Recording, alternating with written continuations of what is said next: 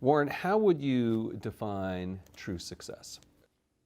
Well, I've said many times that if you get to be 65 or 70 and later, and the people that you want to have love you actually do love you, you're a success. I've never seen anybody that reaches that age. I mean, I'm not talking about somebody that's in extreme poverty or pain or something, but I've never seen anybody that, if they have a lot of people that love them, that is other than happy. And I've seen some very, very wealthy people that they give testimonial dinners to and name schools after and everything. And nobody loves them, you know.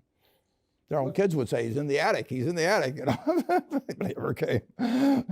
What are, say, 3 pieces of advice you would give to people who are looking to succeed in business? Well, by far the best investment you can make is in yourself. I mean, for example, communication skills. I tell the students that come that they're going to graduate schools and business, and they're learning all these complicated formulas and all that. If they just learn to communicate better, and both in writing and in person, they increase their value at least 50%. And, I mean, if you can't communicate, somebody says, you know, it's like winking at a girl in the dark. Nothing happens, you know, basically. And you have to be able to get forth your ideas, and that's relatively easy. I did it myself with the Dale Carnegie course. Some people wish I'd taken a shorter course now in terms of my talking later on, but it's just hugely important. And if you invest in yourself, nobody can take it away from you. I mean, the second thing, which I'll get a certain criticism for not living it, but I do tell those students, you know, that if I gave you a car and it'd be the only car you get in the rest of your life, you take care of it like you can't believe. Any scratch, you'd fix that moment. You'd read the owner's manual. You'd keep a garage and do all these things. And you get exactly one mind and one body in this world.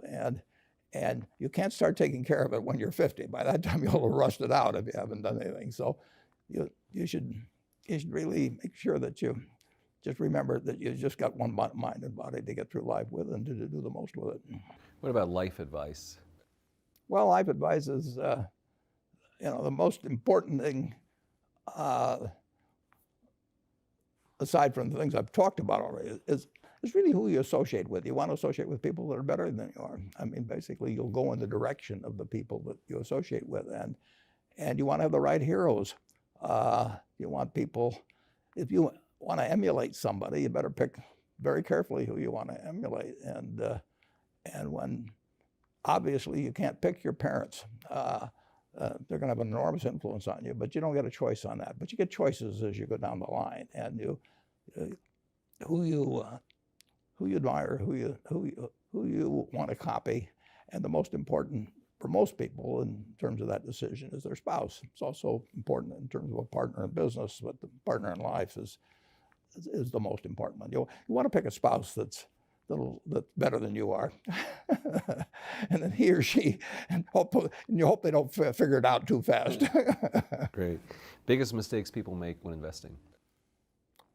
Well, they try to, they just don't realize that all you have to do is just buy a cross-section of America and then never listen to people like me or read the papers or do anything subsequently.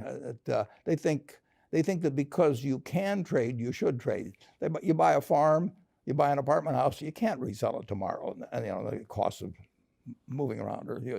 Now you get something handed to you, liquidity, you know, which is instant. You can sell, and the cost of doing it are pennies, you know, compared to other kinds of investment activity. So because they can so easily move around, they do move around, and moving around is not smarter than investing.